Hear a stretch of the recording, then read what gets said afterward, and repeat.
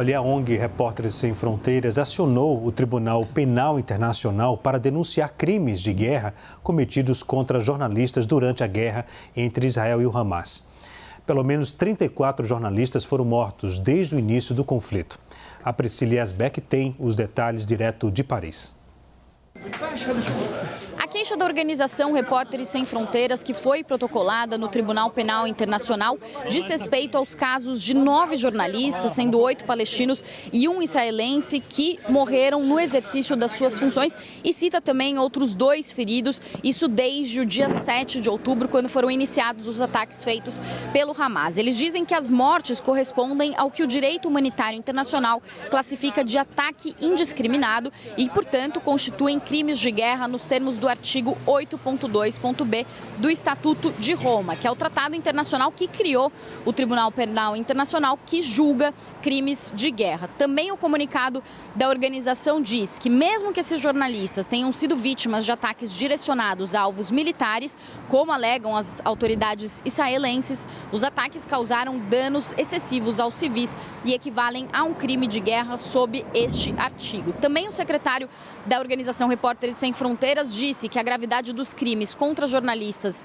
especialmente em Gaza, exige uma investigação por parte do procurador do Tribunal Penal Internacional, e ele ressalta que esse pedido já havia sido feito pela organização desde 2018 e que a guerra mostra a urgência da corte em acatar esse pedido. De acordo com a organização, 34 jornalistas foram mortos desde o início da guerra, sendo 12 pessoas mortas durante o trabalho. Também, além dessa manifestação do Repórteres Sem Fronteiras, coletivos de jornalistas pedem o acesso à faixa de Gaza para fazer a cobertura dentro do território palestino. Um coletivo francês, inclusive, diz que nós, jornalistas franceses, somos proibidos pelo governo israelense e egípcio de ir para lá e não podemos permanecer impotentes face a esta situação. E eles também pedem a proteção dos jornalistas dentro da faixa de Gaza. Outros coletivos, um coletivo italiano e outros europeus também fazem o mesmo pedido de acesso à faixa de Gaza. Uma outra notícia que também chamou a atenção em relação aos jornalistas, a atividade dos jornalistas,